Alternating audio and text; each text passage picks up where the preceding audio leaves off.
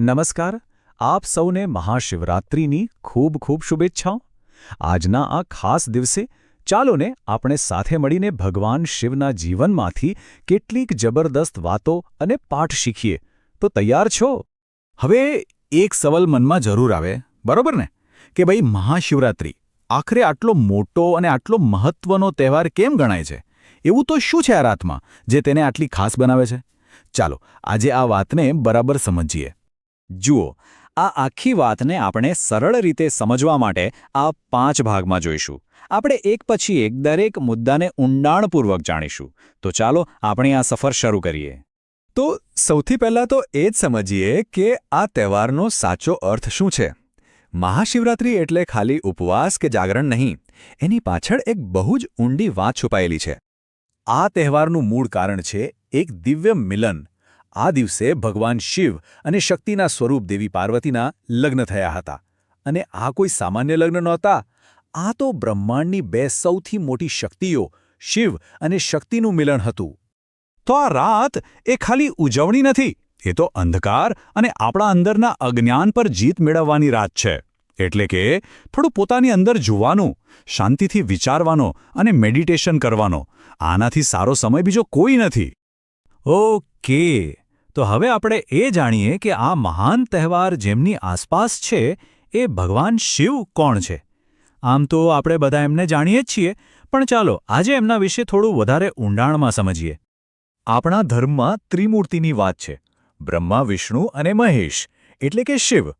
બ્રહ્માજી દુનિયા બનાવે છે, વિષ્ણુજી એનું ધ્યાન રાખે છે, અને ભગવાન શિવ એ વિનાશક છે. પણ કેવા? એ જૂનું અને ખરાબ દૂર કરીને નવા અને સારા માટે જગ્યા બનાવે છે. એટલે જ એમને પરિવર્તનકાર પણ કહેવાય છે. હવે આ બહુ જ ઇન્ટરેસ્ટિંગ છે. શિવજી સાથે જોડાયેલી દરેક વસ્તુનો એક મતલબ છે. જેમ કે એમનું ત્રીજું નેત્ર એ જ્ઞાનનું પ્રતીક છે. હાથમાં જે ત્રિશૂળ છે એ મન, બુદ્ધિ અને અહંકાર પર કંટ્રોલ રાખવાનું શીખવે છે. ગળામાં જે સાપ છે એ બતાવે છે કે એમણે પોતાના અહંકાર પર કાબૂ મેળવી લીધો છે. અને પેલું ડમરું, એનો અવાજ જ બ્રહ્માંડની શરૂઆતનો અવાજ છે. જોયું, દરેક વસ્તુમાં એક શીખ છે. ઓકે, તો આ તો થઈ પ્રતીકોની વાત. પણ ખરો પાઠ તો આપણને શિવજીના ગુણોમાંથી શીખવા મળે છે.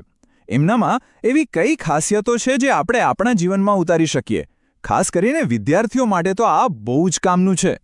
પહેલો અને સૌથી મોટો ગુણ ફોકસ, મતલબ કે એકાગ્રતા. તમે વિચાર કરો, શિવજી સદીઓ સુધી ધ્યાનમાં બેસી શકે છે. આ બતાવે છે કે મનને કાબૂમાં રાખવાની શક્તિ કેટલી જબરદસ્ત હોય છે. સ્ટુડન્ટ્સ માટે આનાથી મોટી શીખ કઈ હોઈ શકે નહીં? બીજો ગુણ છે શાંતિ. તમે વિચારો, શિવજી પાસે તો અપાર શક્તિ છે, પણ એ હંમેશા શાંત અને સ્થિર રહે છે. આ આપણને શું શીખવે છે? એ જ કે અસલી તાકાત ગુસ્સો કરવામાં નથી, પણ ગમે તેવી પરિસ્થિતિમાં મગજ શાંત રાખવામાં છે. અને ત્રીજી વાત, સાદગી. શિવજી કોઈ સોનાના મહેલમાં નથી રહેતા. એ તો હિમાલયમાં એકદમ સિમ્પલ લાઈફ જીવે છે. એ આપણને બતાવે છે કે સાચી ખુશી એ મોંઘી વસ્તુઓમાં નથી, પણ અંદરની શાંતિમાં છે. આપણી પાસે જે જ્ઞાન છે એમાં છે. ચાલો હવે એક સરસ મજાની વાર્તા સાંભળીએ. આ વાર્તામાંથી છે ને શિવજીનો એક બહુ મોટો સંદેશ આપણને સમજાઈ જશે. તો વાત છે એક શિકારીની. એક દિવસ એ જંગલમાં રસ્તો ભૂલી ગયો. રાતનો સમય હતો, જંગલી જાનવરોનો ડર, એટલે એ બિચારો એક બિલીના ઝાડ પર ચડીને બેસી ગયો. હવે આખી રાત ઝાડ પર બેઠા બેઠા ઊંઘ તો આવી જ જાય, બરાબર? તો જાગતા રહેવા માટે એણે શું કર્યું? એ બિલીના પાન તોડી તોડીને નીચે ફેંકવા લાગ્યો. પણ એને ખબર નહોતી કે ઝાડની બરાબર નીચે એક શિવલિંગ હતું, અને એ બધા પાન સીધા એના પર જ પડતા હતા. શિકારીએ તો આ બધું અજાણતા જ કર્યું હતું. એને તો પૂજા કરવાનો કોઈ ઈરાદો જ નહોતો. પણ એની જે નિષ્ઠા હતી એનાથી ભગવાન શિવ એટલા ખુશ થયા કે પોતે પ્રગટ થયા અને શિકારીને આશીર્વાદ આપ્યા. તો આમાંથી શીખવા શું મળ્યું? એ જ કે ભગવાનને તમારા મોટા મોટા દાન કે મોંઘી ભેટ નથી જોઈતી.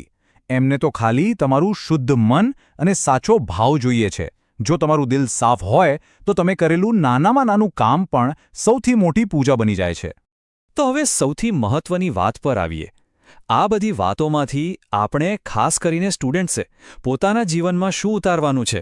આ પ્રાચીન જ્ઞાન આપણા આધુનિક જીવનમાં કેવી રીતે કામ આવી શકે? ચાલો જોઈએ. જુઓ, અહીં 4 સિમ્પલ સ્ટેપ્સ છે. પહેલું, શિવજી જેવું ફોકસ, ભણવામાં ધ્યાન આપો.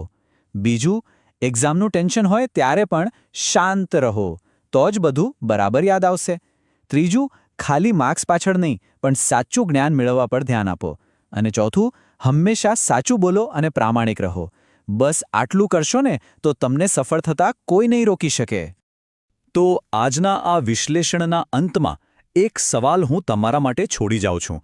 આપણે શિવજીના જે ગુણો વિશે વાત કરી, ફોકસ, શાંતિ, સાદગી, એમાંથી કયો એવો ગુણ છે જે તમને લાગે છે કે અત્યારે તમારા માટે સૌથી વધુ જરૂરી છે? એકવાર વિચારજો જરૂર. આપનો ખૂબ ખૂબ આભાર. ફરી એકવાર બધાને મહાશિવરાત્રિની હાર્દિક શુભેચ્છાઓ.